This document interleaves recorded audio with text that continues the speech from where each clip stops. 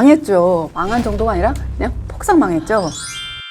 우리가 보통 대한민국 신혼부부는 누가 안 가르쳐줘도 그냥 보통 다 이렇게 하죠. 결혼을 하면 부모님이 보태주시거나 아니면은 서로 처녀총각 때 알뜰하게 모은 돈 보증금 해서 전세 들어가거나 이렇게 하면서 청약통장 만들고 그때부터 점수 올라가는 거 보면서 좋은 단지 나오나 보면서 모델하우스 구경 가면서 청약 받는 꿈꾸는 거 99.9%예요. 저도 그랬어요. 맘대로 안 되더라고요. 처음에 저는 사택에서 시작했다가 전셋집을 갔는데 그 전세 주인이 난 지방 사니까 오래오래 살으라고 해서 전세를 살다가 첫 아이가 태어났는데 이 녀석이 심장병이 있었어요. 저는 진짜 그런 건 텔레비전에나 나오는 줄 알았는데 너무너무 심해가지고 이렇게 갈비뼈 끊고 수술 한 번, 등뼈 끊고 수술 한 번.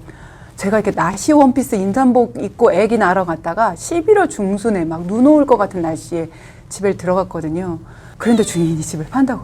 그래가지고 부랴부랴 전셋집을 알아보는데 사실 그때도 남편이 뭐라고 했냐면 그냥 우리 이 집 살까? 애기도 아픈데 어떻게 이사를 해? 저희 전세금에다가 대출 한 2천만 받으면 사는 그런 정도 집이었거든요. 근데 그런 거 있지 않아? 저만 그런가? 내가 살던 전셋집의 단점은 내가 제일 잘 알아. 여기 꼭대기층이라 여름엔 너무 덥고 겨울에 엄청 춥고 바람 안 통하고 이게 남향인데도 이상하게 바람이 옆으로만 지나가. 한여름에 아무리 창문을 열어도 바람이 안으로 안 들어와요. 그때 저희 신혼이고 돈 없어서 에어컨도 없이 살았거든요.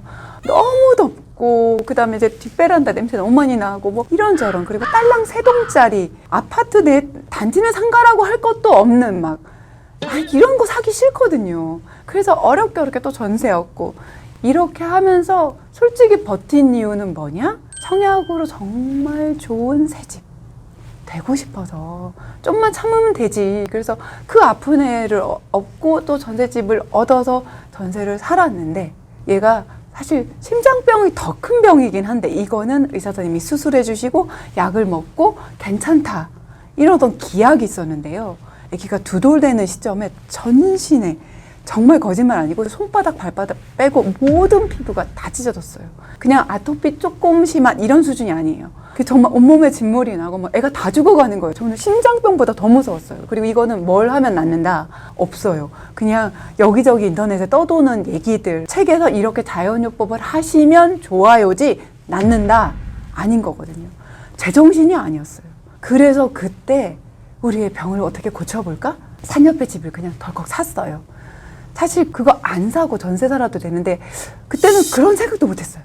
지금 생각하면 아마 전셋집 살다가 이렇게 자꾸 쫓겨나다시피 옮기는 이것 때문에 그 아이 병을 고칠 때까지 살아야 된다는 생각도 있었을 것 같긴 한데 그래서 그 집을 사는데 집을 사는 과정도 참 그 얘기 들으면 진짜 지나이스가 그렇게 집을 샀어? 하실걸요?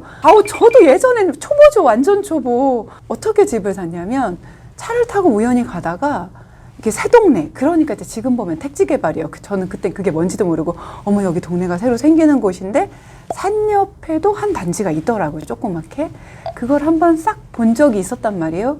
근데 아이가 그렇게 아프고 그래서 궁금해서 전화를 소장님께 걸었더니 이 소장님이 1시간을 넘게 전화를 안 끊고 저한테 너무 친절하게 그때는 친절한 건 줄 알았는데 지나 보니까 1시간 넘게 설득을 한 거죠. 근데 아무것도 모를 때 남편한테 상의도 안 하고 가격권을 보냈어요. 그 남편 퇴근을 하는데 왜 이렇게 무서워요?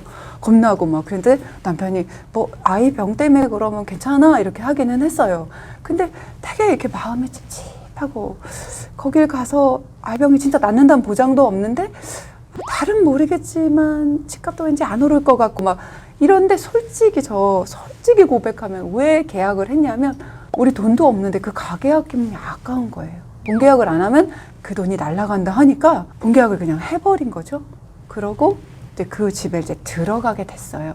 근데 아이 병은 사실 집이 산 옆에 있어서 고쳤다기보다는 제가 자연요법 같은 거 열심히 하고 물론 좋은 공기도 도움이 됐겠지만 정말 많이 호전이 됐어요. 그런데 집값이 새 아파트인데 어쩌면 그렇게 안 올라요? 이게 택지 개발한 단지라서 이렇게 천 옆에도 있고 저희 단지만 딱 떨어져서 여기 지금 산 옆에 있는데 여기는 조금씩 오르는데 저희 거는 안 오르는데 제가 이걸 계약할 때는 우리 애가 아장아장 걸을 때였고 들어갈 때는 한 만 4살? 근데 아직은 학교 갈 때도 아니어서 아무것도 안 봤어요. 산 옆에 있다. 공기 좋다. 그런데 아직 학교 갈 때가 아닌데도 불구하고 이사를 하고 보니까 걸어서 학교까지 20분. 거기 첫 옆은 쪼르륵 5분. 그리고 애가 이제 유치원에서 뭐 필요하다고 해서 문방구를 한 번 가려고 해도 20분. 차 갖고 가면 학교 주변이라 차 댈 데도 없고 필요한 건 거기 밑에 다 있어요. 그런 거 있죠. 우리 단지에는 슈퍼도 없어요. 차를 끌고 슈퍼를 가요. 동네 슈퍼를. 이마트 가는 거 아니에요. 동네 슈퍼를. 집에 왔어. 어떻게 마늘 안 샀어. 그럼 차 갖고 또 나가면 미칠 것 같은 거예요, 진짜. 주변에 언니들 얘기를 들어보면 애 학교를 정말 지가 갈 것 같아서 데려다 준 게 한두 번이 아니라는 거예요, 이게. 그때서야 진짜 현타가 온 거예요. 이게 산 옆에 산다는 게 어떤 건지. 그리고 그 습기. 장난 아니죠. 근데 진짜 제일 속상했던 건 집값이 새 집인데도 너무 안 오르는 거. 제 전재산 들어갔죠. 전세금 다 들어갔죠. 저희 전세금에다 모았던 돈 다 들어가도 부족해서 주담대도 일으켰죠. 마통까지 일으켰죠. 마통의 삶이 어떤 건지 아세요? 제가 슈퍼에 가서 체크카드를 긁었는데도 대출을 받아서 물건을 사는 거야. 이 느낌이 너무 싫더라고요. 그러고 제일 슬픈 건 죄송해요, 이런 그지 같은 집을 샀기 때문에 나는 그럼 청약이 안 되는 거죠. 무주택가점 빵점이 돼버린 거예요. 이제 사실 결혼한 지 얼마 안 돼서 그나마도 가점이 낮은데 무주택가점이 빵점이 되니까 어디다 내밀 수 있는 점수가 아니에요. 그래서 진짜 답답했죠. 정말 폭삭 망했어요. 그래서 재개발 재건축을 뒤진 거예요. 처음부터 알고 뒤진 게 아니라 서점 가서. 근데 나 같은 사람이 새 아파트 살 수 있는 건 정말 없나고 부동산 관련된 책을 다 뒤져보고 사다 집에 가서 읽어보고 하면서 어머, 재개발 재건축을 사면 새 아파트를 처음부터 당첨되는 거네? 이걸 알게 된 거죠. 그래서 제가 드리고 싶은 얘기는 첫 집부터 어떻게 그렇게 완벽하게 살 수 있겠어요? 지금 시장이 굉장히 하락 시장이잖아요. 그래서 지금 집 안 사고 있는 거 지금 너무 잘하신 거예요. 근데 언제까지? 이런 시장일 때 아예 손 놓지 마시고 가장 좋은 최저점에 제일 저평가된 완벽한 물건 찾을 때까지 뒷짐지고 있는 거 불가능하다. 이미 투자하고 있는 모든 친구들이 공통적으로 하는 말이 누구도 최저점을 알 수 없고 누구도 최고점도 알 수 없고 이 물건의 최저평가도 알 수 없다. 전체적인 시장 분위기하고 지금까지의 데이터를 종합해서 이 정도면 충분히 저평가다. 이 정도 입지는 최고다. 그게 내 자금과 맞다라고 생각할 때는 어느 정도 되면 그냥 매수를 하는 거죠. 사실 제가 기다리고 있던 청약단지가 있었어요. 지금 같은 정도의 인식만 있었으면 산 옆에 그 집은 아이 때문에 전세를 사는 게 정답이었고요. 기다리면서 그 청약단지를 청약하는 게 좋았겠죠. 보는 눈은 있어가지고. 역세권에 백화점 슬세권에 2000세대가 훨씬 넘는 대단지에 일본 브랜드 건설사가 지어서 짓자마자 바로 1등 됐거든요. 그거 가격 올라가는데 내 산 옆에 있는 아파트 가격 안 올라갈 때 제 억장이 무너졌겠죠. 야, 내가 그렇게 바보여도 저것 봐. 내가 본대로였어.